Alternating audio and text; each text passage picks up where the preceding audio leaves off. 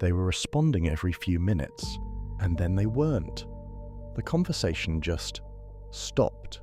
No explanation, no sign-off, no reason, just the last message sitting there, delivered, unanswered, while the minutes started adding up. You notice the silence the way you'd notice a sound that suddenly disappears, not because silence is loud, but because the absence of something expected is its own kind of signal, and your nervous system received it immediately. You check the phone, not because you think something has changed. You check it because not checking feels worse, like the not knowing is a pressure that builds until you have to look just to release it for a moment. And here's what that moment costs. Researchers studying anxiety and checking behavior have found that each check briefly lowers discomfort, then raises it higher than before.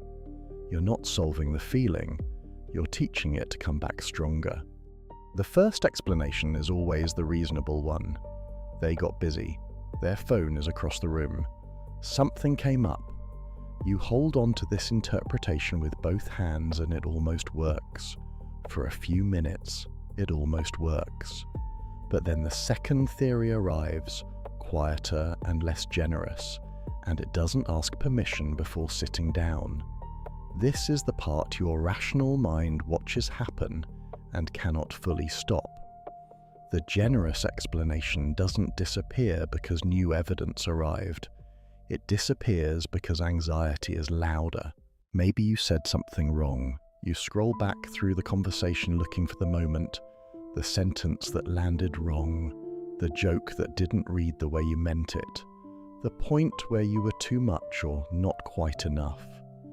You go through it the way someone goes through footage after an accident, looking for the exact frame where everything changed. You become a detective investigating yourself, and you are not a fair witness because the verdict you're looking for was written before the investigation began. The silence itself isn't doing anything, it is simply the absence of a response.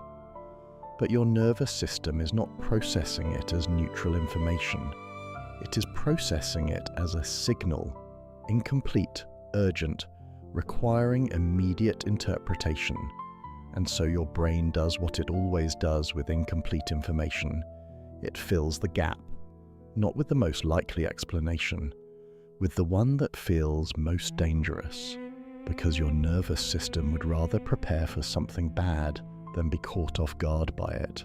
There's a specific quality to the waiting. It has a texture that ordinary waiting doesn't. Normal waiting is passive. You're in a queue, time is passing, eventually something happens. This waiting is active. Your attention keeps returning to it, even when you try to redirect it.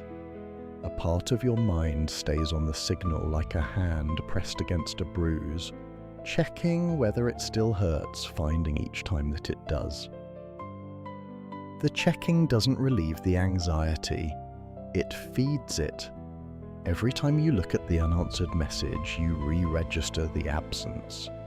You remind your nervous system that the threat is still unresolved, and the system responds accordingly, each cycle running a little hotter than the last.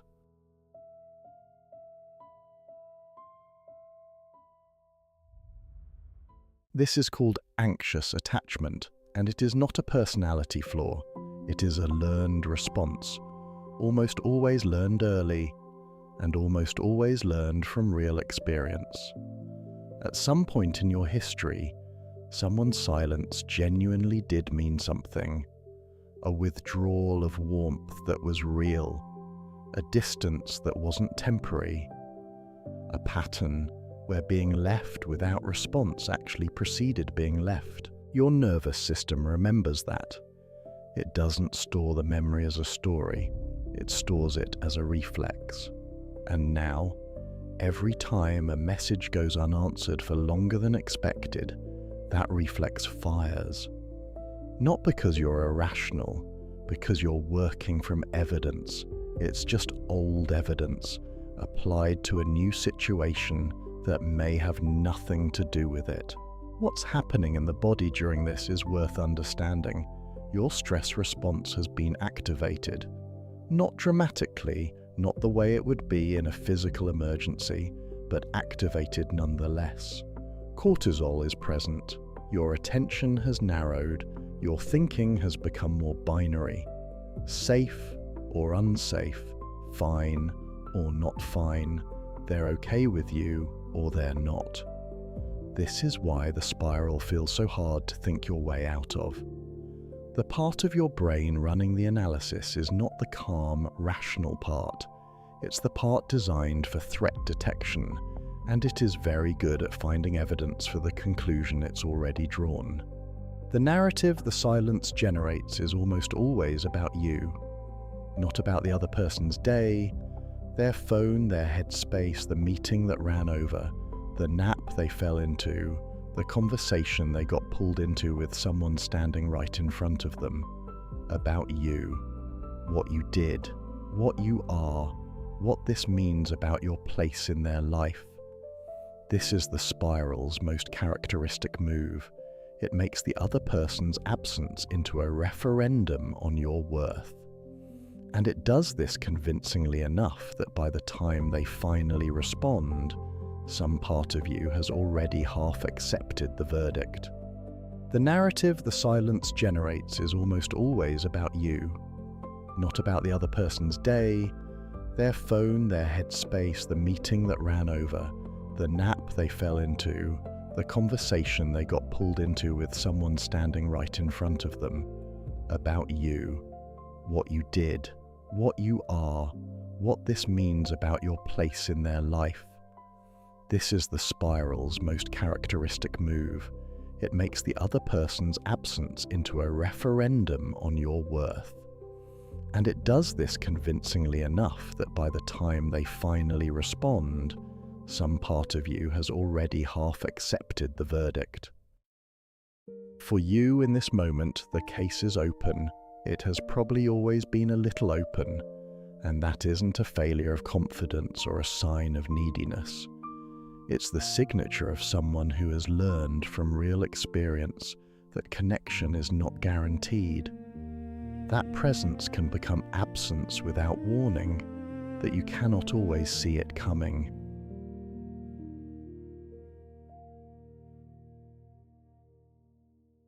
The spiral isn't proof that something is wrong with you.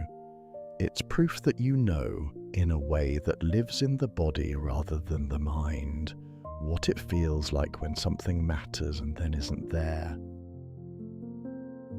Here's the reframe, not to make the waiting easier, but to make it make more sense.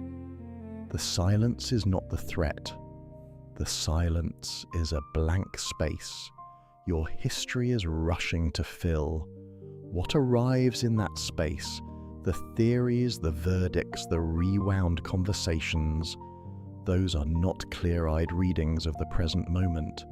They are your nervous system's memory of older silences, replaying into a new one, running a program that was written somewhere earlier for a different situation by a younger version of you who had fewer tools and more to lose.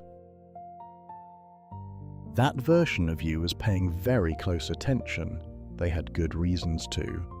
And now you carry their vigilance into every room, every exchange, every conversation that goes quiet a little longer than expected. You don't have to dismantle that vigilance, but you can start slowly to notice the difference between a silence that is actually telling you something and a silence that is simply silence. The message will probably come, and when it does, the spiral will feel like it happened to someone else.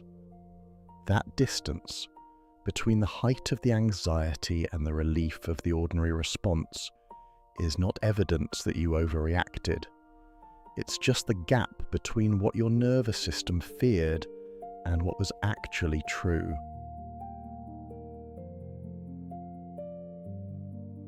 Those two things have never been the same size, and slowly, with enough evidence gathered from enough ordinary responses arriving after enough ordinary silences, they can start to move a little closer together.